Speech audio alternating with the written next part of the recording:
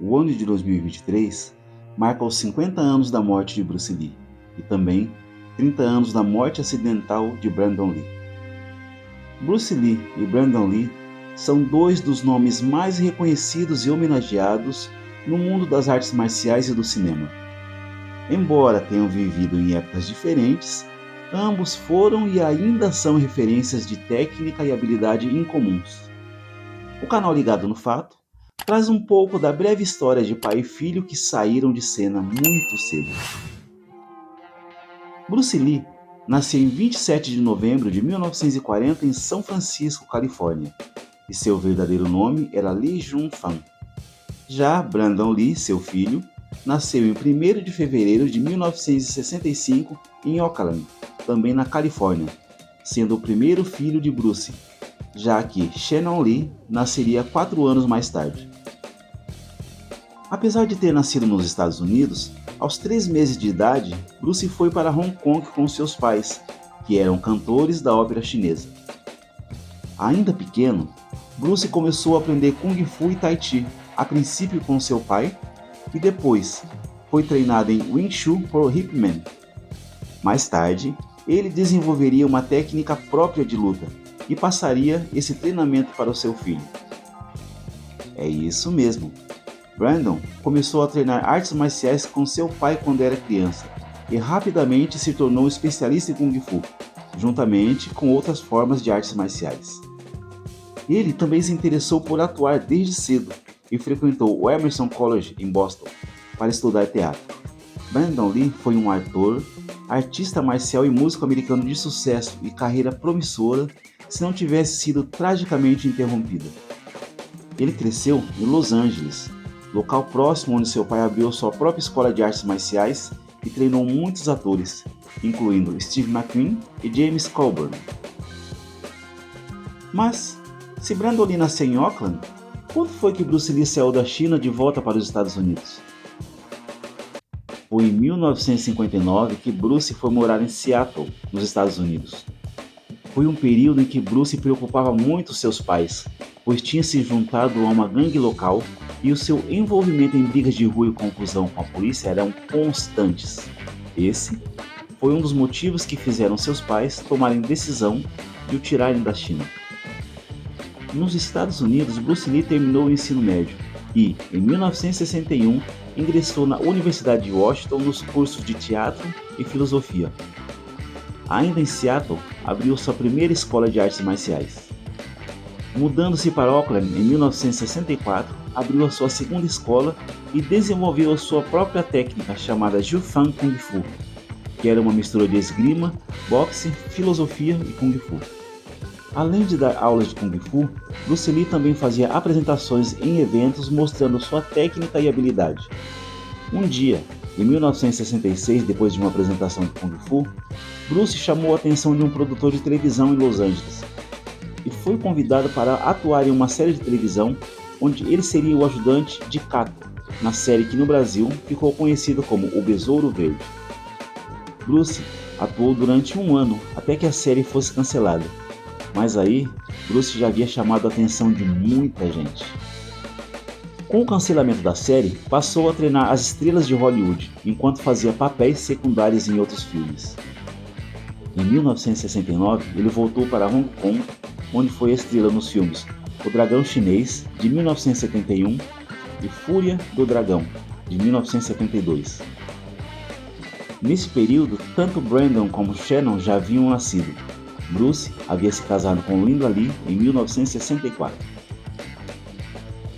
Apesar de ter sido treinado pelo pai desde pequeno, Brandon se interessava pelo teatro e, aos 8 anos de idade, após a perda do seu pai repentinamente, se mudou para Los Angeles com sua mãe e sua irmã Shannon, onde a sua mãe o matriculou na High School of Dramaturgy. Ao contrário de seu pai, Brandon queria ser conhecido por sua habilidade teatral e não pelos seus conhecimentos marciais. Alguns anos mais tarde, ingressou na Faculdade Emerson em Boston, juntando-se a uma companhia de teatro. Brandon Lee logo retorna aos seus treinos de Kung Fu, conciliando com seus trabalhos teatrais. Volta a treinar na academia de Danny Inosanto e Ted Wong, antigos alunos de seu pai, Bruce Lee. Brandon perdeu seu pai em 1973, uma morte misteriosa que até hoje, 50 anos depois, levanta questionamentos. Em 1972, Bruce Lee recebeu o convite da Warner Bros. Para estrelar em Operação Dragão, uma parceria de sua produtora com a Golden Harvest. As filmagens foram concluídas em abril de 1973 e o lançamento marcado para agosto do mesmo ano. Porém, em 26 de julho, 6 dias antes do lançamento, Bruce viria a falecer com apenas 32 anos. Operação Dragão se tornou a maior bilheteria de 1973 e Bruce Lee viria a se tornar uma lenda das artes marciais além do estrelato cinematográfico.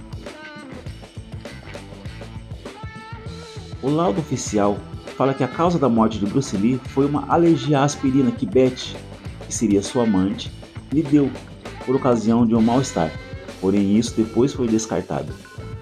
Uma das suspeitas girou também em cima de um derrame cerebral devido ao uso excessivo de esteroides. Também se falava por morte encomendada por envenenamento, devido ao fato de ele ter revelado o segredo das artes marciais e uma seita de lutas tradicionais orientais estariam incomodadas.